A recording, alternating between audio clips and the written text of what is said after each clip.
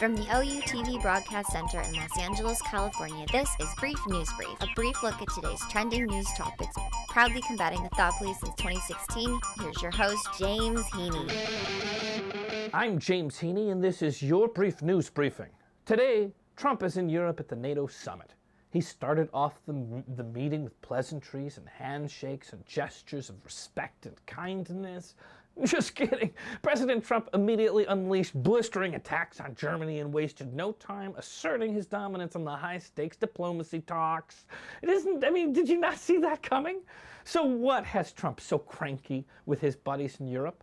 Well, Trump claims that Washington bears an unfair burden to help protect its allies. His first stinging remark is that Germany, as far as I'm concerned, is captive to Russia because it's getting so much energy from Russia. You hear that, Angela Merkel? Trump says Germany is Russia's bitch. Well, that's interesting. I didn't see it like that. Trump is referring to the European purchases of Russian natural gas. Angela Merkel grew up in communist-controlled East Germany. Merkel responded to Trump by saying, "We decide our own policies and make our own decisions." On Tuesday, lawmakers in Washington worked quickly to set legislative guardrails in support of NATO. The Senate passed a non-binding measure, 97-2, that expresses support for NATO. When do you ever see the Senate agree on anything? 97-2, huh? Nothing. You never do. The Senate vote also calls on the administration to rush its whole-of-government strategy to counter Russia's meddling in the U.S. and other democracies. After the NATO summit, Trump is going to travel to the UK and then to Helsinki to meet with Vladimir Putin. He famously said before leaving that meeting with Putin would be the easiest of his four-country trips. This was a sign to many that Trump would rather deal with an autocrat than negotiate democratically with elected leaders. The top two Democrats in Congress on Wednesday issued a sharp rebuke of President Trump as he began a week of high-stakes diplomacy in Europe, calling his behavior at the outset of NATO the NATO gathering, an embarrassment. Which, I don't know if it really technically is an embarrassment because it doesn't seem like we have any shame anymore. Do we? On Tuesday, the government missed its deadline to reunify 98 immigrant children under 5 years old with their parents from whom they were separated at the border. A federal judge is giving the administration more time because the process of finding and vetting the parents is proving to be difficult. Really? No one could have ever foreseen this would be difficult. My question is, they're giving them more time. What's the consequences? There are no consequences. Of course, you're going to give them more time. And if they don't finish, you'll have no choice but to give them more time. I want to know what the consequences are. Sorry, I'm sweating. It's hot in here. The Justice Department said that it's in the process of rejoining 51 small children with their parents, which is just barely over half. The Department of Health and Human Services is conducting DNA tests to verify parentage, and they're creating a database with the information that they gather. Don't worry about it. This data is just to help you. The reunited families will not be detained. They'll be released together with the adult wearing an electronic ankle monitor to ensure that they show up for the asylum hearings. Okay? That's the catch and release program. I don't know if you remember, but that's the program that was in effect before the new Trump harsh policies became what they are. They're deferring back to what they would have been doing if there was never this fiasco in the first place where they're forcibly separating kids from their parents and sending them gallivanting in secret in the night across the country to various childhood facilities. I'm sorry, it's hot in here and I am sweating. Beyond these 100 children under 5 years old who have undergone the U.S. government-sanctioned child abuse, there is also an additional 2,000 kids between the years of 5 years and 17 years old that also still need to be reunified. They have 2 weeks to reunify all of them.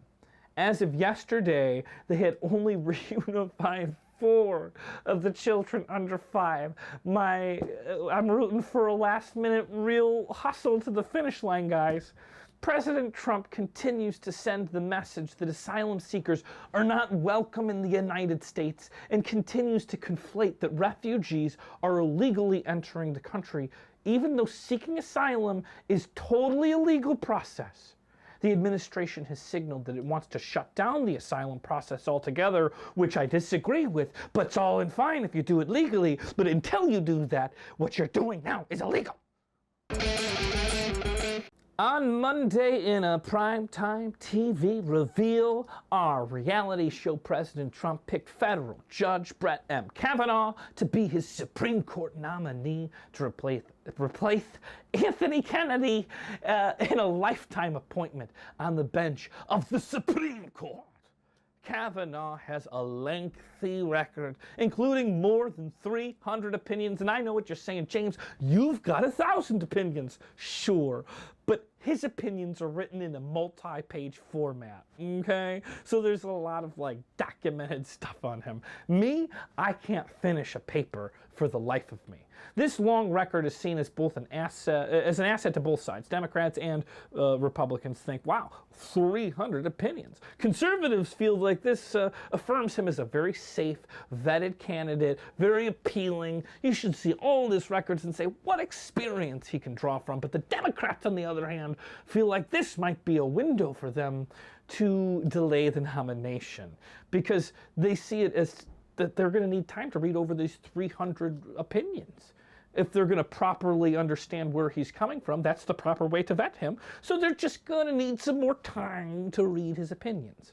Most notably, though, even though we haven't finished all the opinions, Kavanaugh has written extensively about whether or not a president can be subpoenaed and indicted, which leaves many feeling that this nomination could become one of the most historical constitutional crisis showdowns in the history of the world.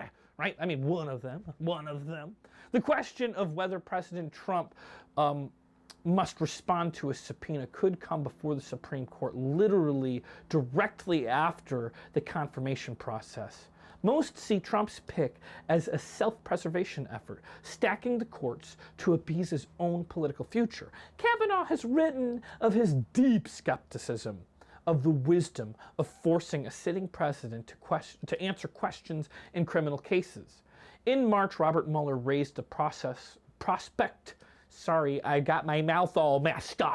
of subpoenaing President during a meeting with Trump's lead lawyer at the time. That was John Dowd. Now he's got some new lawyers. You might not remember, but things didn't work out so good. Mr. Trump's lawyers responded that they were confident that they would prevail in a court fight over whether or not a sitting president could be required to comply with a subpoena in the first place.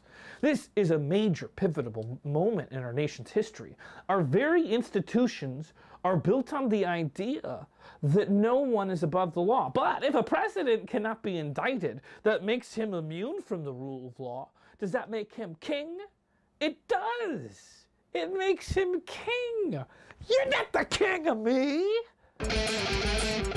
President Trump is now applauding Pfizer for agreeing to reverse or at least postpone price hikes a day after the president pressured the pharmaceutical giant in scathing tweets, which is the first time I've thought that these tweets were really working government. And this is government working right in front of us. He tweeted, "Pfizer and others should be ashamed that they have raised drug prices for no reason. They are merely taking advantage of the poor and others unable to defend themselves, while at the same time giving bargain basement prices to other countries in Europe and elsewhere. We will respond." Now, I agree with what he said. Doesn't change the fact that that's my best impression of President Trump. Sorry, maybe I should take an acting class, but that's what you get. The next day, Pfizer folded to the president's bullying. President Trump campaigned in 2016 on lowering the price of prescription drugs. He made his first move toward that end in early May when he released a nearly 40-page blueprint during a speech in the Rose Garden of the White House. Pfizer says its decision is aimed at giving the president the opportunity to work on his proposals to lower prices. Pfizer says the prices will stay the same until the end of the year or when the president's blueprints for lowering prices goes into effect, whichever comes first.